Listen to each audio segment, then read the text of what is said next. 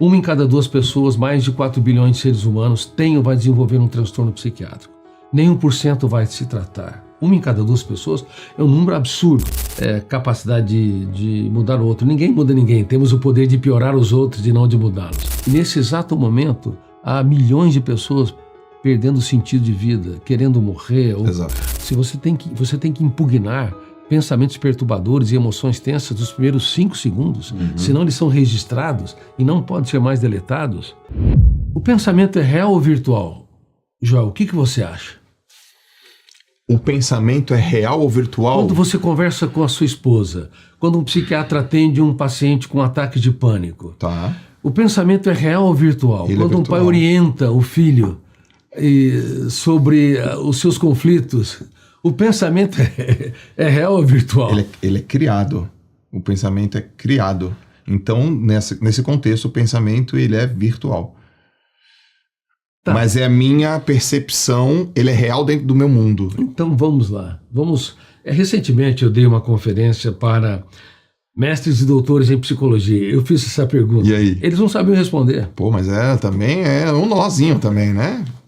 E está na essência do que somos. Por exemplo, quando você é um especialista em diversas atividades humanas, em destaque hoje nas relações humanas, e também é um especialista na área de educação física. Quando uma pessoa come uma porção de pães, ele comeu carboidrato em tese ou proteína? Carboidrato. Porque nós estudamos. Todo mundo sabe que quando você come pães, você comeu carboidrato em tese, porque foi estudado. Mas infelizmente não foi estudado a natureza, os tipos e o processo de construção de pensamentos.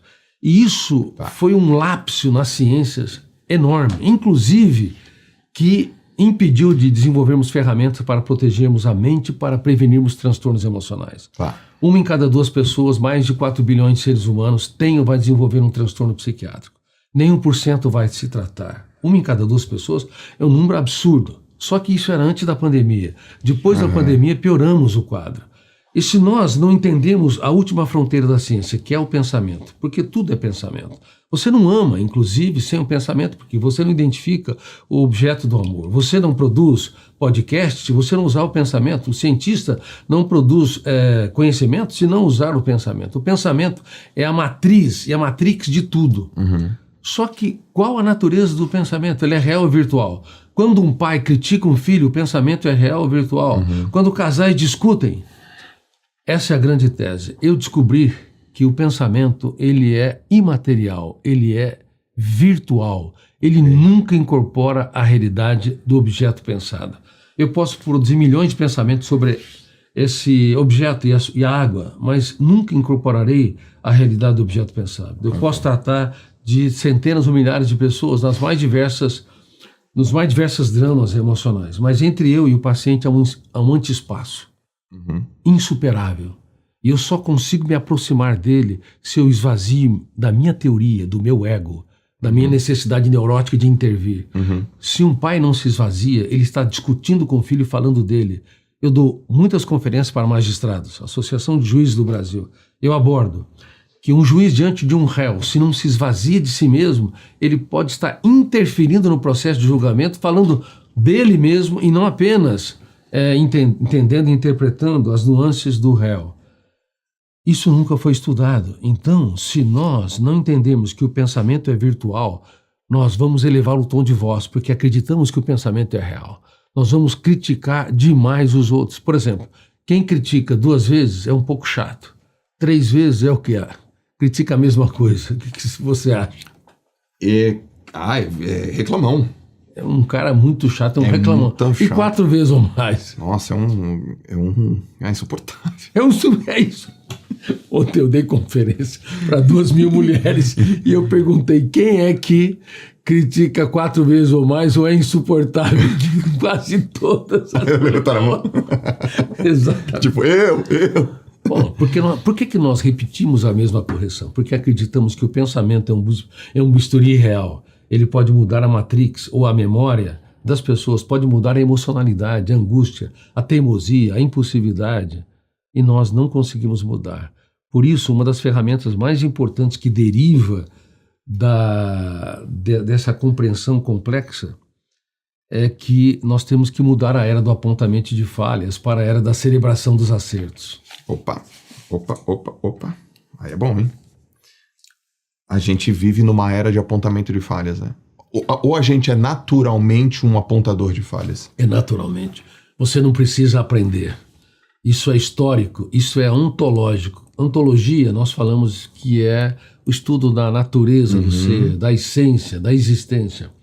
Ao longo da nossa história, nós somos apontadores de falhas, porque acreditamos que o pensamento, que é um instrumento da nossa intelectualidade, que nós usamos todos os dias para viver, andar, respirar, ele é real, mas não é real, o pensamento é virtual. Então nós temos que aprender a economizar discussões, atritos, capacidade de mudar o outro. Ninguém muda ninguém, temos o poder de piorar os outros e não de mudá-los. Mas podemos provocá-los para que eles mesmos se mudem. Quando você muda a era do apontamento de falhas e os pais começam a observar pequenos comportamentos dos seus filhos dignos de ser aplaudidos e começam a dizer: sim, você é incrível, você é demais. Ou executivos e colaboradores começam a observar pequenos comportamentos dos seus liderados e ao invés de ser um criticista, ele começa a ser alguém que gera emocionalidade. Porque uma das características mais complexas é que temos uma intelectualidade que é virtual e uma emocionalidade. Eu te pergunto, eu nem vou descrever, a emoção é real ou virtual? A emoção? Bom, você veio para me entrevistar e eu tô te entrevistando. Mas eu adorei, é porque eu já entendi o teu jeitão. A emoção, ela é virtual. Quando você sente mesmo? Eu sinto, então ela é real. Ela é real. Mas olha só, o pensamento ele é virtual, mas o pensamento ele não é ele é reflexo de um estímulo, não é? Do ambiente. Detona o gatilho, abre janelas lights ou quilhos ou neutras, arquivos mentais, e você acessa milhares de informações para produzir as cadeias de pensamento. Os estímulos, de fato, representam a mola propulsora da construção de pensamento. Exemplo, estímulos externos e internos. Vou subir para falar para 200 pessoas. Tenho que subir, fazer uma apresentação, defender um TCC, fazer apresentação para uma equipe. A grande parte das pessoas ficam muito nervosas. Aquele estímulo provoca uma janela nela, que pode ser light ou killer, certo? Exatamente. E é o pensamento que determina isso, né? Então aquele frio na barriga pode ser: meu Deus do céu, um monte de gente que eu vou falar, minha boca tá seca, não vai dar, meu Deus, estou nervoso. Ou pode ser: uau! Então é impressionante. Você, de maneira inteligente, abordou os dois mundos que constituem a mente humana. A intelectualidade, que é virtual, que não tem dor, não tem angústia, é imaterial. Não tem ansiedade, ela em tese não tem desespero, angústia, não tem humor depressivo, não tem alegria, não tem prazer. A intelectualidade é um mundo fluido. Nós produzimos milhares de pensamentos por dia, porque na esfera da virtualidade somos deuses que constroem com fluidez e uma criatividade surpreendente. Cada ser humano, mesmo aquele que não frequentou uma universidade ou fez o stricto sensu, mestrado ou doutorado, ele tem uma criatividade tão ou maior do que qualquer cineasta de Hollywood. Você não precisa assistir a um filme de terror para se aterrorizar. Exato. Basta você dar liberdade para a sua própria mente. Bom, então a intelectualidade é fluida. Agora, nós não produzimos milhares de emoções por dia, porque a emoção, ela é real. Uma pessoa que está sentindo dor, não importa se ele define intelectualmente, virtualmente, ela como angústia, ansiedade, humor triste, não importa. Okay. Ela está sentindo um sofrimento. Então, a emoção, ela é real. Então, portanto, há dois mundos completamente diferentes. Um mundo hipercriativo, que nos leva a pensar no futuro, remoer o passado, construir personagens, projetos, sonhos, milhares de ambientes, fantasias, todos os dias, inclusive quando dormimos nos sonhos. E é um mundo que pode ser arrastado pelos pensamentos, que é a emocionalidade.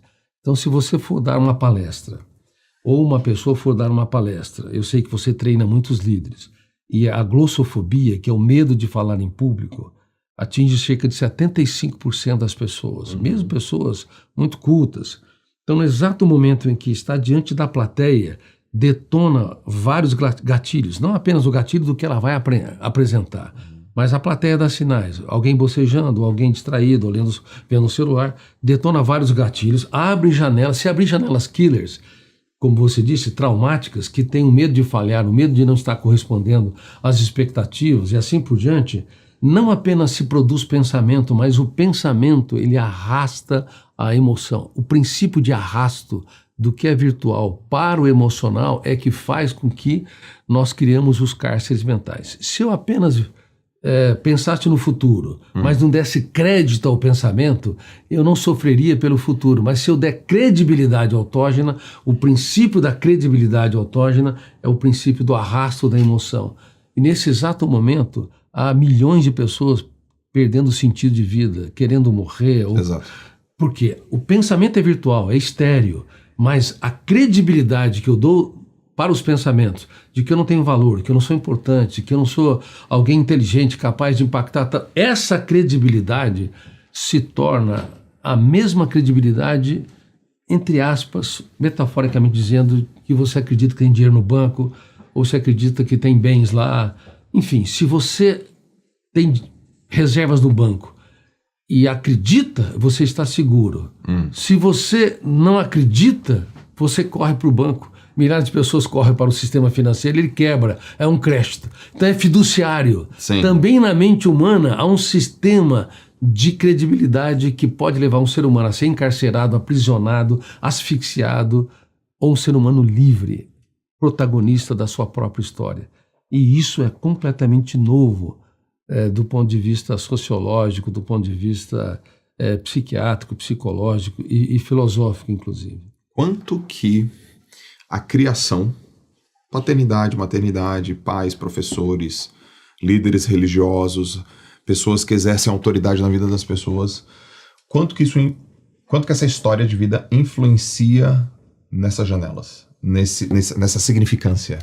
Influencia mais do que nós imaginamos, porque o ambiente em que estou, o ambiente social, ele todo dia estimula um fenômeno inconsciente, que também eu tive o privilégio de descobrir e descrever. Bom, eu escrevi mais de 3.000 páginas sobre a teoria da inteligência multifocal antes de publicar meu primeiro livro.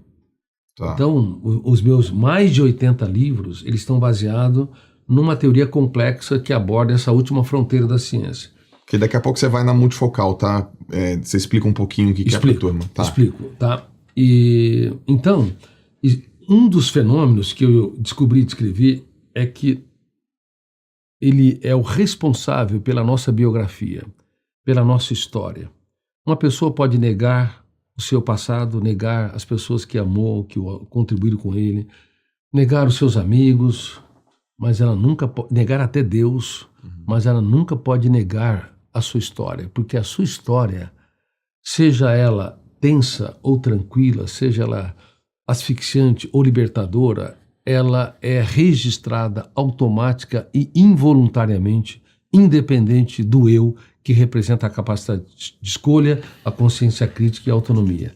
Há um fenômeno inconsciente e implacável que eu o chamei de fenômeno RAM, registro automático da memória. E tudo aquilo que tem alto volume emocional, se tem dor, ansiedade, angústia, rejeições, o fenômeno RAM, registro automático da memória, o biógrafo do cérebro vai registrar de maneira privilegiada. Então, cuidar do que nós pensamos e cuidar do arrasto da emoção, do crédito que nós damos aos pensamentos, é cuidar da nossa vida, da nossa história, da nossa saúde mental, da nossa liberdade. Mas infelizmente, Harvard não ensina nada sobre isso. Cambridge, Oxford, MIT, a Universidade de Pequim, de Tóquio. Os meus alunos do programa de mestrado e doutorado da USP, na área de psicologia, na área de biologia, na área de medicina, eles não aprenderam nada sobre esses fenômenos. Mas como? Você não aprendeu que você tem um eu que tem que gerir a sua emoção? Você tem que impugnar pensamentos perturbadores e emoções tensas dos primeiros 5 segundos, senão eles são registrados e não podem ser mais deletados. Então, como é que você vai preservar o planeta mente se o teu eu não é um bom executivo da única empresa que não pode falir, não é um bom diretor do script, da única peça que você tem que dirigi-la porque ela é a única que é sua, ou um piloto da aeronave mental? da sua aeronave para que você possa ter planos de voos adequados? Não, 5 segundos, doutor. 5 segundos. É a brecha? É a brecha. É a janela. Se não registra e não se deleta. Você nunca deleta teus medos, nunca deleta tuas angústias, nunca deleta teus traumas. Você só pode reeditá-los. Você enxertar novas experiências no locus das janelas traumáticas ou quilhas, ou então construir janelas lights paralelas ao redor do núcleo traumático. Como... Então vamos lá, eu preciso de uma ajuda aqui. Estou gravando esse podcast com você há 2 dias, eu acordei, como todos os dias eu acordo cedo, e eu leio antes de ir para academia. Eu estava sentado lendo meu livro, um livro de negócios, um livro de um autor, um grande pesquisador chamado Ram Charan, um indiano, e estava lá lendo um livro de negócios. Aí parei um pouquinho, tomei uma água, dei um intervalinho, 20 minutos, 30 minutos, peguei meu telefone. Era 6:30 da manhã. Uma amiga minha. Joel, amiga assim, de infância, de natação, de 30 anos. Caramba, vou falar isso aqui, vou falar. Joel, pensei em tirar minha vida ontem. Você imagina 6:30 da manhã você ouvir um negócio desde a tua amiga? Aí eu descobri mais uma vez. Eu vou te dar cena. Descobri mais uma vez que eu fui traída. Mais uma vez pela pessoa que eu tava. Todos os homens da minha vida me traíram.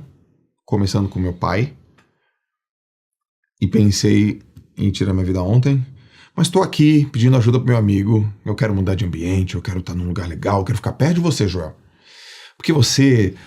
O jeito que você trata a sua esposa, o lugar que você tá, as conversas que você fala, são conversas legais que eu quero estar perto. Mas você imagina a dicotomia, assim, né? E ela tem uma filha. Uma filha de 12 anos. Por que eu quero te dizer isso? Porque ela ainda... Eu já ouvi isso dela umas 2 vezes. Ao longo desses 30 anos que eu sou amigo dela.